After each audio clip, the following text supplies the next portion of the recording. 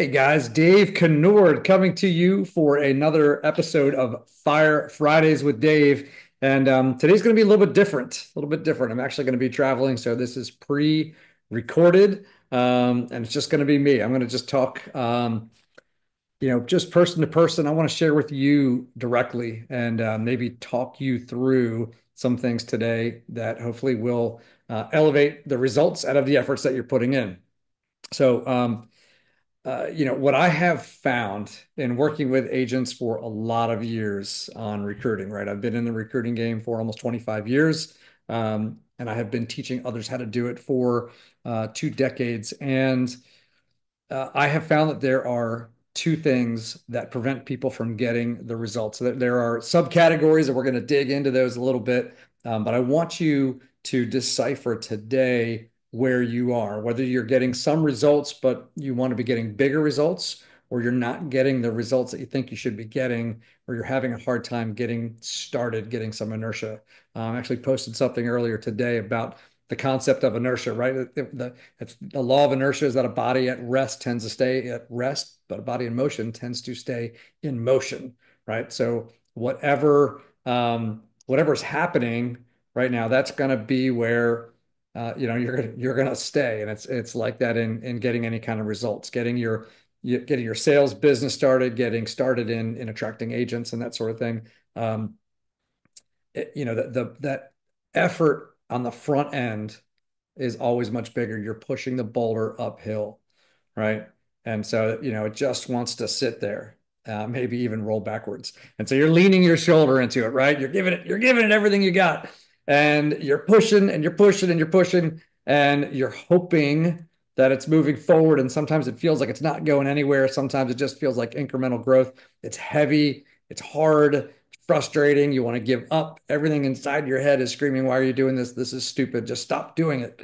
You big dummy." And I'm telling you, don't quit, right? I'm telling you to keep going, keep pushing, because what happens is as you get it going in little tiny steps, right? It starts to move. And after a while, you're going to notice the struggle isn't so hard, right? So it becomes easier. It moves a little better. Um, and it starts to even maybe feel like it's picking up speed over time, right? As you get over that peak of the hill, it starts to go down the other way. Now the weight of that, the mass behind it, right, makes it move, it makes it roll, makes it go faster and pick up speed. And at that point, it's rolling. Now it moves on its own because now it wants to stay in motion. You just have to get it from rest to motion. So we're gonna dig into that a little bit. So the two things that I found that hold people back, it's either most people. Let me start with this. Most people think that it's their skills, right?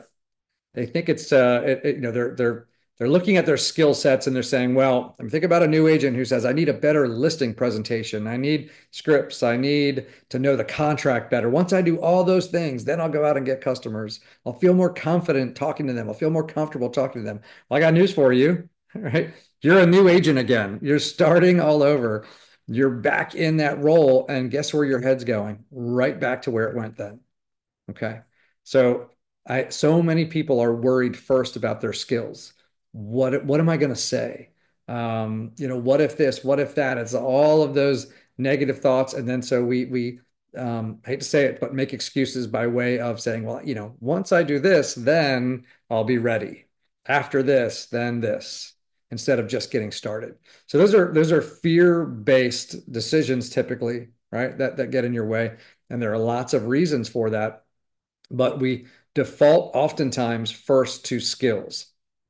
So I need to know, well, who should I be approaching, and tell me how to do this, and what do I say to them, and how do I get an appointment? And if I get an appointment, what do I say to them? And then if we meet, and what if they give me these objections, and how do I overcome these objections? We worry about all of these things that could happen, right? Instead of working our way through it, right? Instead of doing the work in the first place. And if we concern ourselves, it's not that learning scripts isn't good.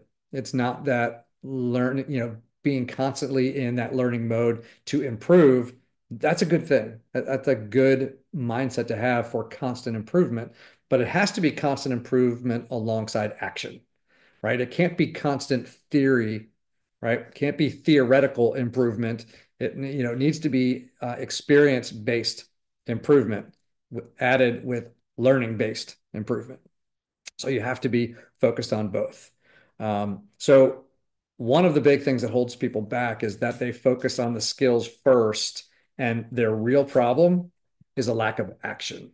Okay. So your efforts are nearly always what are holding you back, right? We know if you get a good coach, they're going to hold you. That's why a lot of people don't get coaches because they know their problem. My problem is I'm not doing the work. I know what to do. I'm just not doing it, right? If I'm really honest with myself, we might feel busy, we might act busy, we might make ourselves busy, but are we busy doing the right things? And typically we're not, right? And then it's a but this, and well, if I once I learn this, right? We have all the reasons, right? So I'm here to help you get where you want to go in growing your business, and I'm telling you that it comes down to taking action, right? You can take better action, you can take more skilled action, you can get bigger results out of your efforts, but if you don't take action, there will be no results to improve upon. So that's the place to start.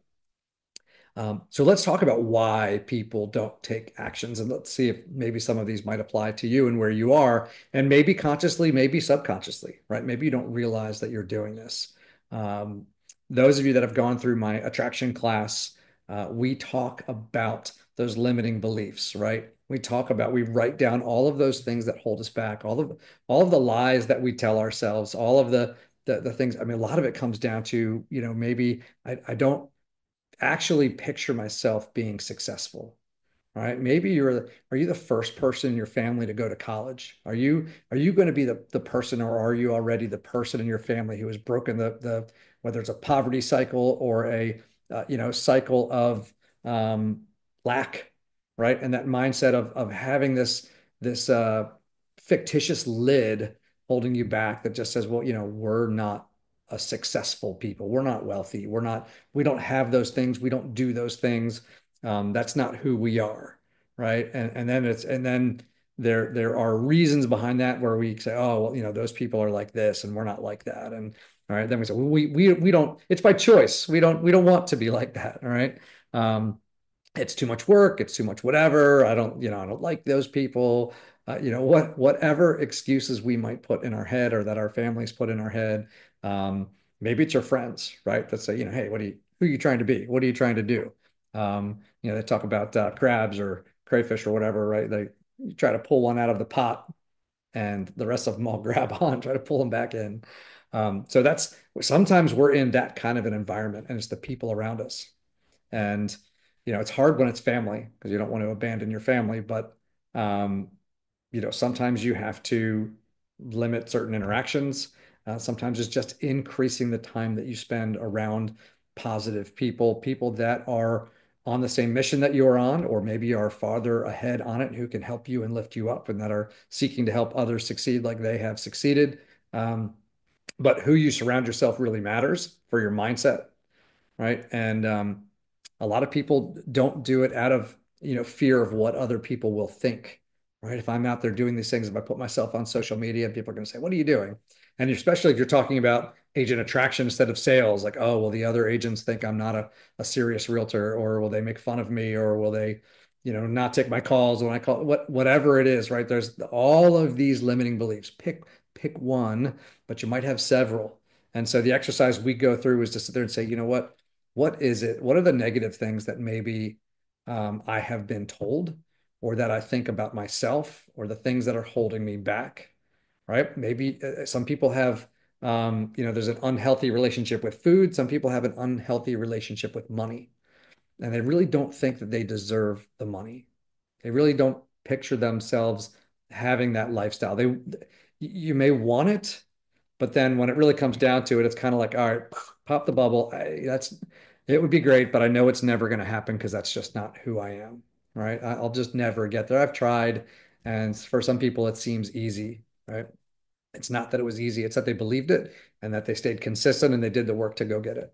Um, and so those things we have write it down, write them all down on a piece of paper, and then take it somewhere safe and light it on fire. Watch it burn, right? Let them burn away with that paper.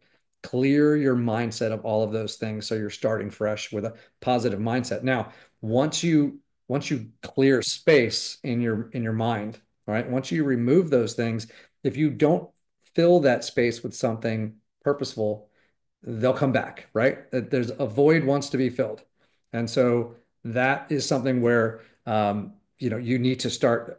Napoleon Hill, Think and Grow Rich, is a great place to start to gather those. He has all kinds of good things. Find some good um, statements that are positive for yourself, and saying affirmations, whatever it is. I like to use quotes and other things that are inspiring to me, and I'll put them up on a wall, put them on my computer, put them on my phone, places that I'll see them and that sort of thing. But fill that void with positivity, with who you are and who you are becoming, right? They say, your goals and dreams and everything else should be so big that you can't achieve them until you grow into the person who can. So don't look at it and say, well, I'm not that person now. I can't do it. That's fine. You will be that person. You're on a path to become that person to go do it. So great.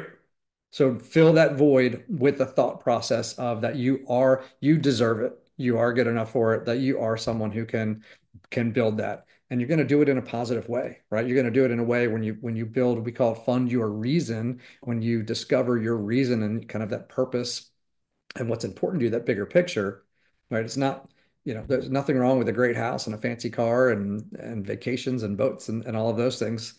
However, those are typically, you find that once you achieve those things, that they're hollow in and of themselves. You can enjoy them, but they're not enough to really feel significance behind them, right? And so attaching something larger to your success that's really important to you, people, a cause, an experience, whatever it is, that's larger. That's something where you attach it to that and say, hey, I'm going to achieve this, and I deserve this life. I want to help this group. I want to help these people. I want to serve my family, whatever that is for you, and fill that void with, hey, this is who I am. That is what I'm building. This isn't an empty pursuit of wealth, right? This is a purposeful pursuit of opportunity, and your reason. So first and foremost, getting any of those negative thoughts, limiting beliefs out of the way. I love there's a picture of a horse next to a post, right? And um, his lead is just draped over the post, and he's standing there, right? And it says, that limits like fears often only exist in our heads. And he's not walking away because he's assuming he's tied up, but he's not. The limitation doesn't exist. He could walk away whenever he wanted to. Sort of like some of our dogs, where we had baby gates up when they were puppies and they were getting bigger, and at some point they could easily jump over the baby gate, and they would still sit there and bark, and they might jump up and put their top paws on it, but they never jumped over. I mean, they could jump up onto a bed that was, or the back of the car that was a foot taller than the baby gate, but they never jumped over that gate. Because in their head, that was a limitation. They couldn't go over it. So removing your limitations, removing those limiting beliefs, the ones the things that don't really exist, only in your head, and removing those things that tell you that you'll never do it, or you're not. You have to really believe that you can do it, and that you should do it, and you deserve it, right? So that's not everyone feels that way, but I will tell you, most do. Most people have a limit, subconscious limit in their head of who they are. You have been, and maybe you've adopted it from other people telling you who you are. But everyone has a limit in their head of how successful they will be. And guess what? You will rise to the level of the limit in your head. It's pretty amazing, but you won't go any further. You have to increase that limit. You have to change the way that you think, and you have to be purposeful about it. You have to break down that barrier, and you have to replace it. Okay. All right. So that's number one, is just not taking the effort. And you have to understand what's stopping you from taking the effort. Is it psychological? All right. Is it some of those things we were just talking about? Is that what's holding you back? Is it fear? Is it just pure, fear of talking to people about it because you don't feel prepared or you don't know what they're going to say or you're worried about what they will say and all of those things? Is it fear? Do you have a fear of talking to people, right? What is it, right? That is, be honest with yourself because, 9 out of 10 of you watching this, your reason you're not farther along and you're not where you want to be is because you're not taking enough action, right? So if you're not taking enough action, something is stopping you from taking action, right? You could say it's because you're busy. You could say it's because, there's all these other things. It's my calendar. It's all of that. But if you wanted it bad enough, right? If you want to show me your priorities, show me your calendar because whatever's on there, whatever you're actually doing is where your priorities are. So if this is a priority for you, then you make time for it. So all of those things, again, they're all excuses. Those are all things. And I can say that to you because I have lived it. I have been there and I am there, right? We're all there. We're all there with something in our lives, right? What is the thing? We all have it, and nobody has this life. You've seen the wheel, right? With all of the different components of your life and your relationships and your family and your wealth and your security, your mental well-being, your business, all of those different things. You do this wheel and you kind of rate them on a scale of 0 to 10. And then you kind of figure out, do I have a well-rounded wheel? Is my wheel too small? Is it big? Is it, where are the spots where it digs in?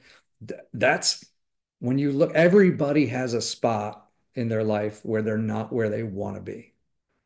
And it falls back to this exact same thing that we're talking about here, right?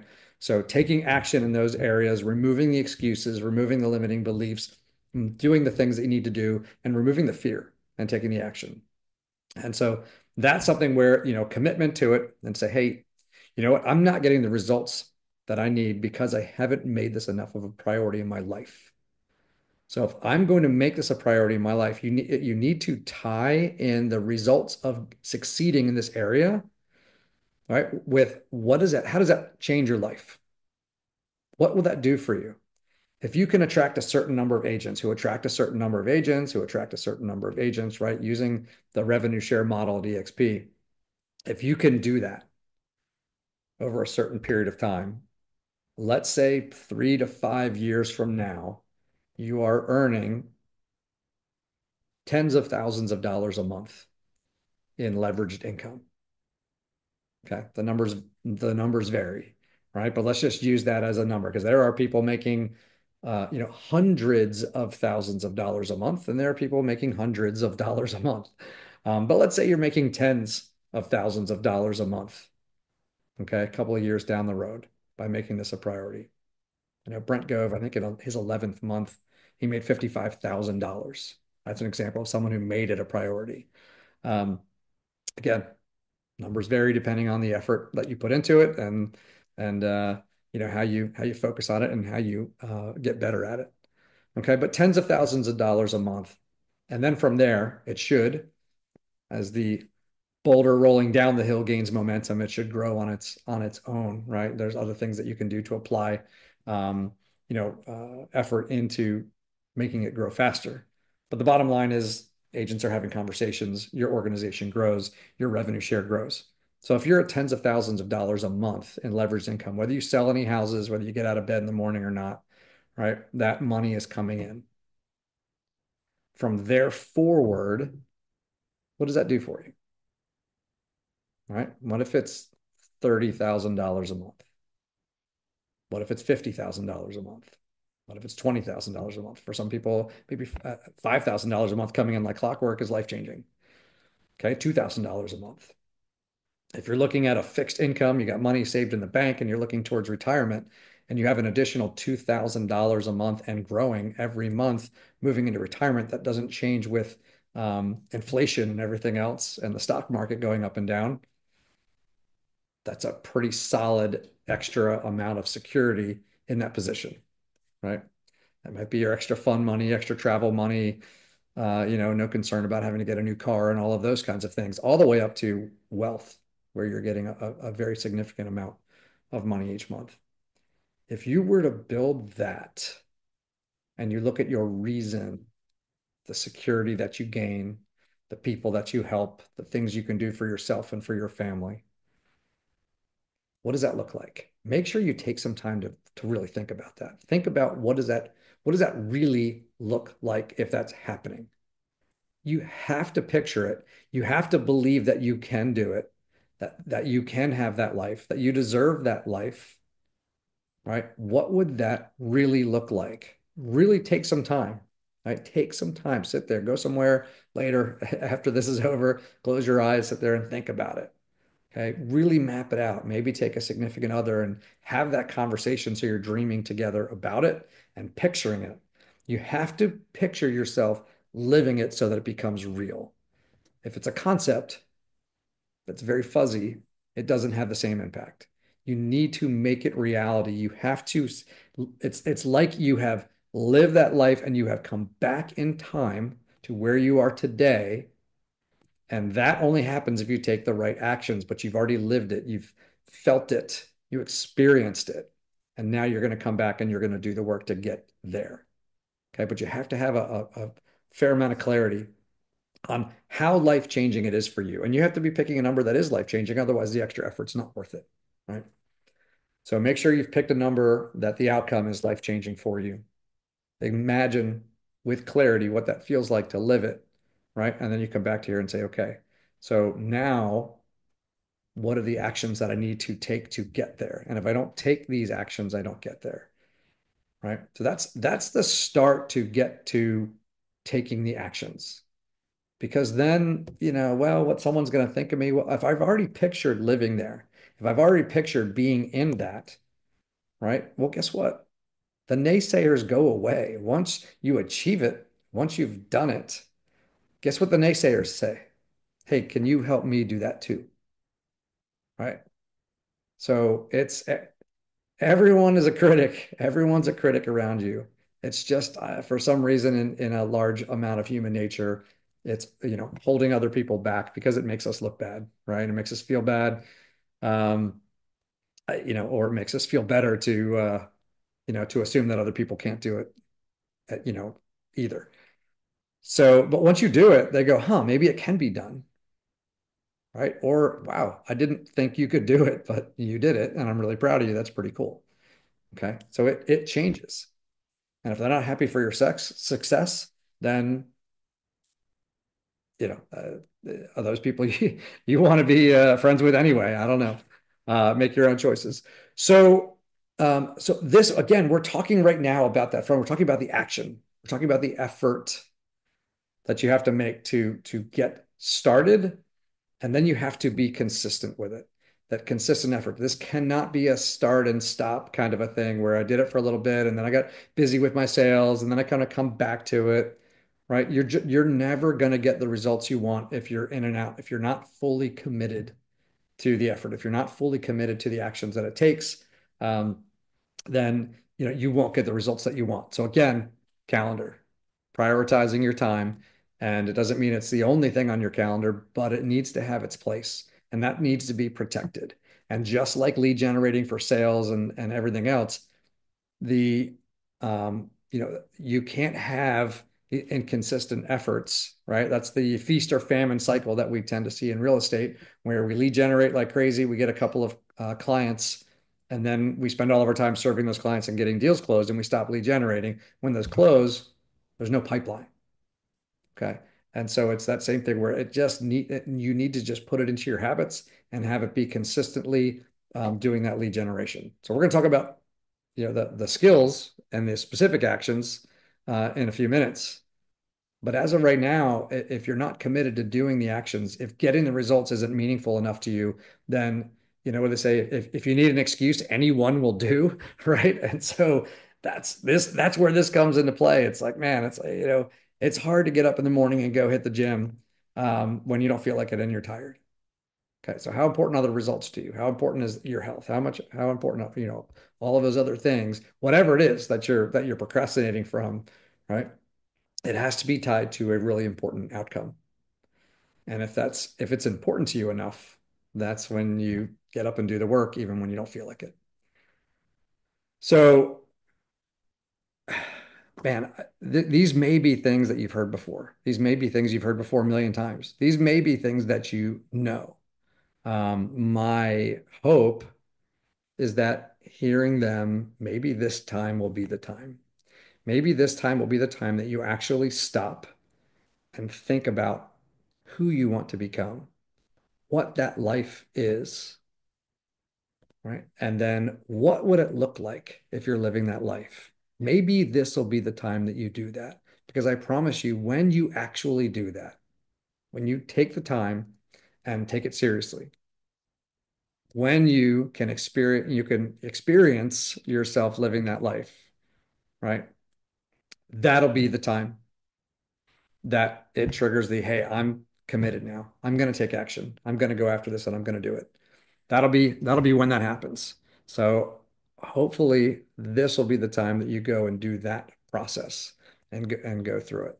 Um, Once you've done that, once you've made the commitment, you say, maybe some of you say, hey, I'm there.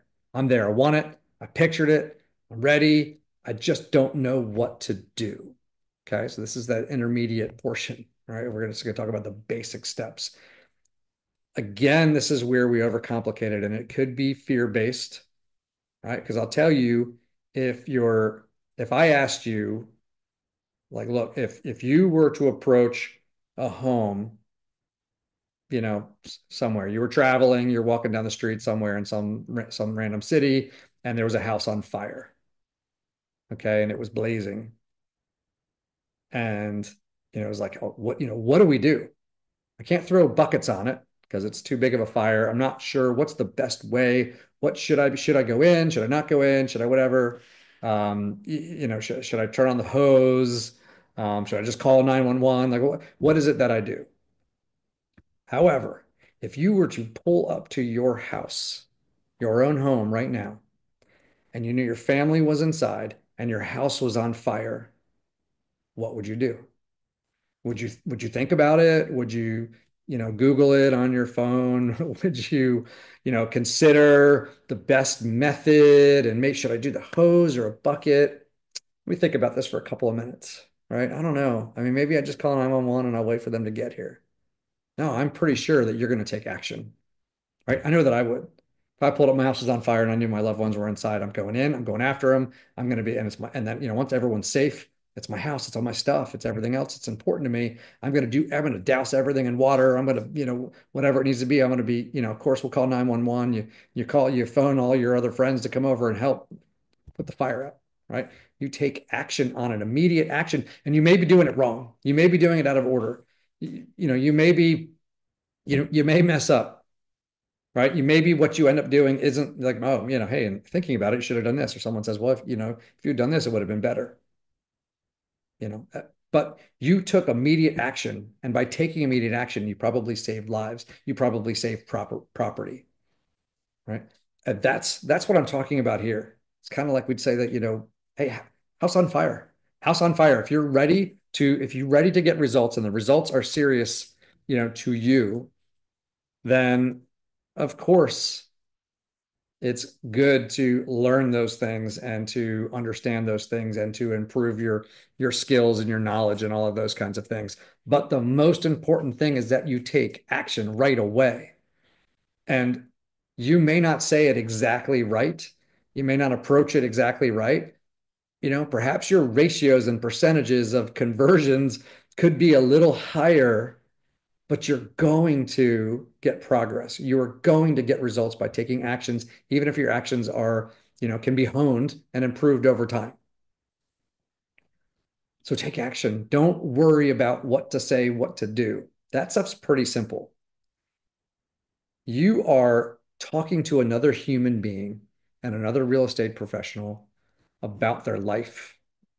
You are aiming to help them achieve their business goals that allow them to achieve their personal goals. You are helping them to achieve better quality of life. You are helping them to serve their clients at a higher level, to increase their income, to move towards an exit strategy, whatever it is that they're looking to do, whatever their goals are, right? You're helping another human being live a better life. That's all you're doing. And you can't figure out how you're going to do that until you ask them some questions. But if you're talking to a realtor, right, then a big part of it is going to be how they're going to get another sale, how they're going to get more sales, how they're going to be more efficient in what they do, how they're able to grow through this level and to the next level and be prepared for that level, to be in an environment that is supportive and helps them achieve their goals, surrounded by people who care about them and care about them achieving their goals. Maybe have a little bit of fun on the way doing it too. All right. That is fairly universal. So we have those things. So now your only job is to ask questions, be like, hey, I want to help you succeed. You're a friend of mine, or I've seen you doing business in the local market. I think you're awesome. My mission is to help other people succeed. I help my clients, my buyers and sellers succeed in what they want to do, and I help other agents succeed in growing their business and creating big lives. That's my personal mission. I'd love to talk to you about where you're going and what you're looking to do and what you're excited about, and see if there's something I can do to help you. Would that be okay? Most people aren't going to say no to that. They're not going to go, I don't need anyone to help me. I don't need anything. I'm fine. I don't want to talk to you. I don't want your help. Why are you interested in helping me? That's weird. Will you have a few people say that? Possibly. But I talked to a lot of people. Very few people said anything like that. Some said, I'm happy where I am. All right. That's a objection handling for another day. But it's like, hey, that's awesome. I'm glad you're happy because I'm not looking for unhappy people. I'm looking for people who believe that there's more for them, and I'm looking to see if I can be someone that helps them achieve it. It has nothing to do with you joining EXP. Okay. I want to help you succeed. Now, some of the things that I can offer include joining EXP because it's only available on this platform. But that may or may not be what you need. But let me ask you a question. If achieving your goals at the highest level in the fastest way possible meant you needed to be on the EXP platform in order to do it, would you consider, would you at least look at what that would look like to be on the EXP platform to get there? If I could prove to you that whatever you share with me, could be achieved bigger and faster and with less pain and frustration than on another platform. If we came to that point, right? Are you open to that discussion? And they might go, no, I'm not open to it. And like, okay, well, let's see if there's some things that I can help you with that don't include that. Because because if you go, well, then fine, I can help you. Well, then they go, see, you just wanted me to change companies, right? So if they say, no, I'm not interested in that. You say, okay, I get it. That's fine. I promise you that this conversation and our meeting, getting together is about you achieving your goals. It's not about, you know, hammering you on EXP. So let's look to see how I can help you in ways that don't include you moving to EXP. And I will honestly ask them questions and figure out stuff and everything. Now, it doesn't mean throughout that conversation there might other be side conversations. And at some point they might go, well, what do you guys do at EXP? The conversation may naturally go in that direction. And it may not be in this conversation. It may be in our second or third conversation down the road as we're, staying in contact, that it's like, hey, I do want to show you what we do over here. It's not, whatever, like we've got this tool that, you might be interested. You could probably get it outside of EXP. There are things that you can do to gently share, how we do things here that might be different than how they do them at their current brokerage. And, that could be a benefit. You never know. All right. So many people, what do I say? What do I do? I'm not sure. And how do I talk to people? And how do I X, Y, and Z? Again, the script is really, really easy. Now you can make it your own, you can do whatever, but the bottom line is the script is like, hey, are you open-minded about growing your business? That's I'm not saying, hey, have you thought about changing companies? Are you open-minded about improving your business? I think, no, I'm super focused. I'm only doing it this way. Like, okay, right? That might be there's I don't know where are we 1.2 million. I forget how many we've lost now, but there's still over a million realtors out there. Okay. So if one person that you run into says not interested, I'm, I am not a growth minded individual, that's fine. If two people say that, that's fine. If 1,000 people say it, it's fine. What percentage is 1,000 of 1,000,000? Okay. So there are a lot more out there who will be growth minded. They won't have a fixed mindset, they'll have a growth mindset. Some people do have a fixed mindset. I feel bad for them, and hopefully we can help them adjust that, but that's okay, right? You can't save someone who doesn't want to be saved, and you can't force someone to change who doesn't want to change. So you can spend a lot of time trying to do it. It'll just be frustrating. So focus on the ones who do want it. Find the ones who have the growth mindset. The only way you know if someone has a growth mindset is to ask. So just go ask a bunch of people. Hey, you know, are you open to this? Right? Are you open-minded about improving your business? Super easy, right? Hey, yeah, and they go, well, I guess, like, why? I say, well, my personal mission is to help other people succeed. I help buyers and sellers succeed. I help agents succeed. Um, and so honestly, I just go around, making relationships, and which is always beneficial in this industry, and finding out what people need and where they're trying to go to see if there's a way that I can help them, either with something I can personally do or a connection I can make for them for someone else that can help them do that. So if you're open-minded about, growing your business and building success, then I'd love to sit down and grab coffee with you and chat about your business and what you're doing and what you're trying to accomplish and that sort of stuff, what you're excited about and what might be holding you back. And if there's something that I can do, I'm going to offer it to you. If, I'm going to, and maybe I just provide some systems for you or a connection to someone or what have you, whatever. Maybe there's a class I know about. Who knows? I don't know what it is until we talk, right? Maybe I'm just a friend who encourages you. Maybe we build a relationship where now we're friends, and every once in a while I'm saying like, "Hey, how's everything going for you? Remember, you're awesome." Right? We all need some people like that. It's it's easy. We're just talking to people. We're just talking to people. So it's there's no secret to it. There's no secret sauce. There's no it's not more complicated than that. Are there ways to get better? Yes. Are there certain words that are often received better than other words? Yes. Right? Are there some questions that tend to work better? Are there some systems and processes to go through it that will elevate your results and increase your conversion percentages? Yes. But if you worry about getting all of that right and doing it right the first time, if you don't have the experience going into that learning, it won't make sense to you and you won't understand why it's important. The light bulbs won't go off until you have some experience doing it. So I'm going to encourage you to get out there and try it first before fill your head with all kinds of stuff. It's like I'm going to use a golf swing. If you've ever taken a golf lesson, or maybe you went golfing with a friend who really wanted to help you out with your swing, and whether you have a good swing or a bad swing or whatever it is, when you go up to that ball and you have the way, like you don't think about it too much. You approach the ball, you know where you're trying to hit it, and you do your swing. And I've seen some really odd swings out there.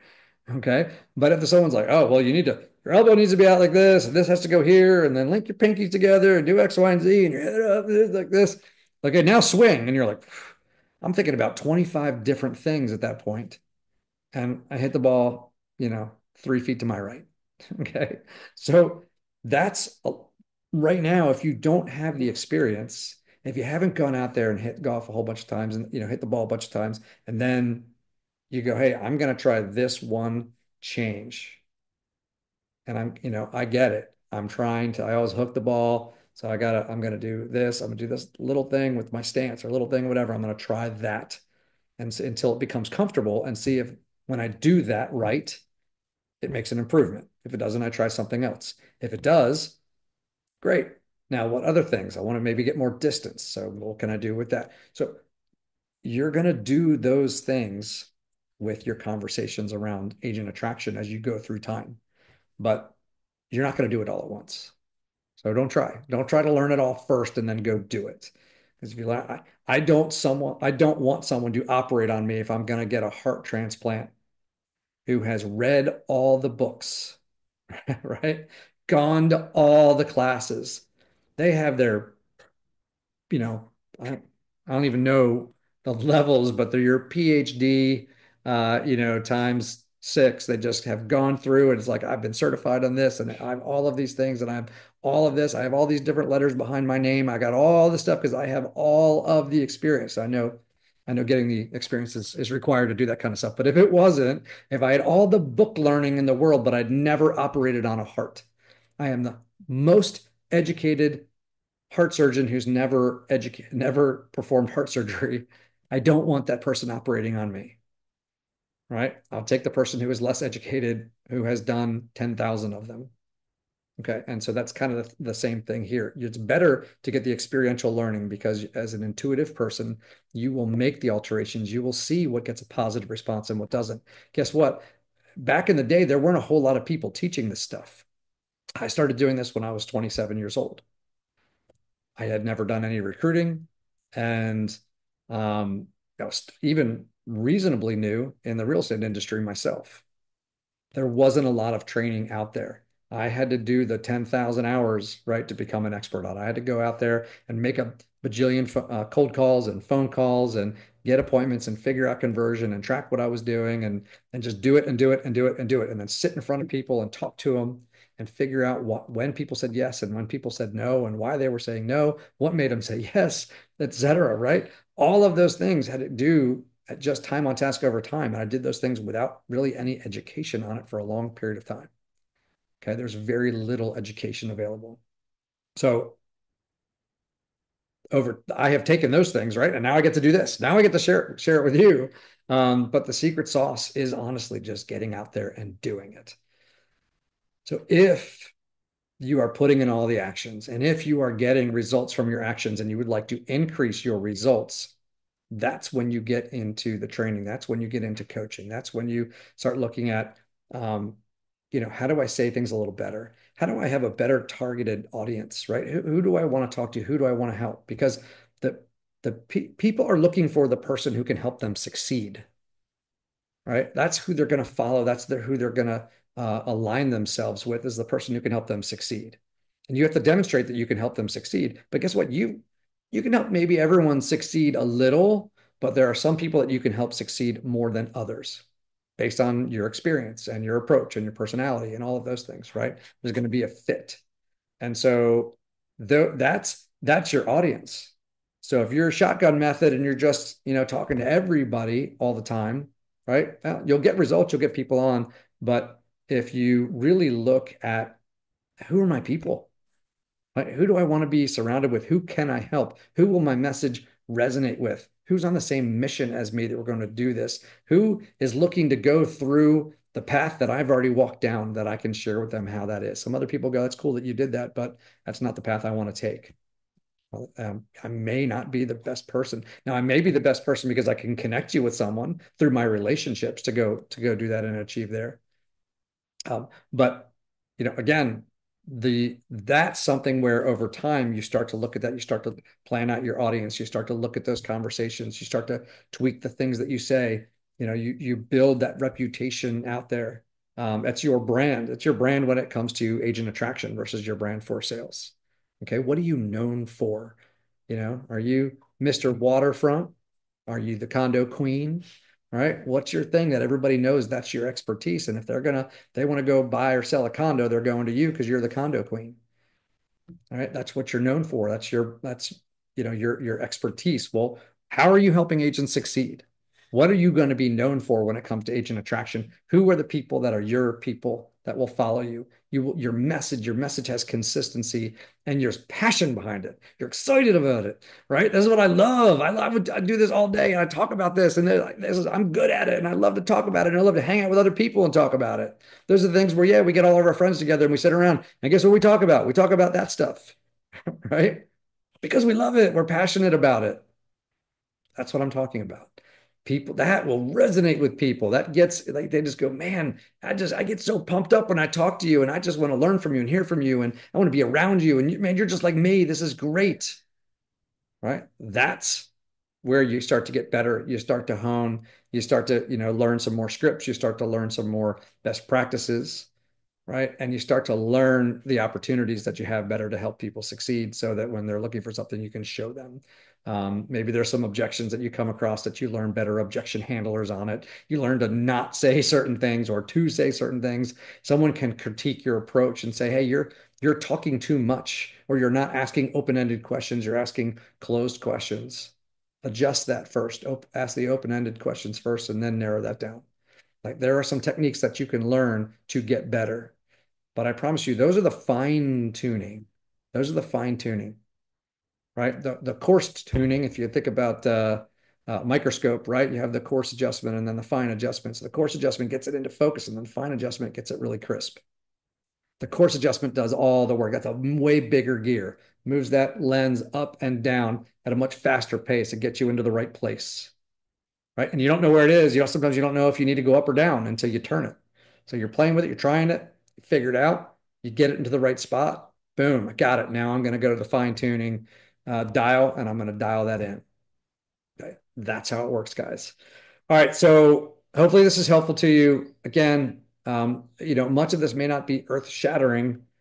However, my goal is to be honest with you, right? I'm not going to, tell you it's this or that or whatever. This is what works. This is how it works. This is why it's not working, and this is what will make it work. So I encourage you to take all of these actions, take all these steps, take the time, take the time to really picture that life that you're building and attach this to building that life. And then make your calendar reflect your priorities. That's it, guys. Happy Fire Friday. Have an amazing weekend. I appreciate you. Always here if there's anything I can do for you. Cheers.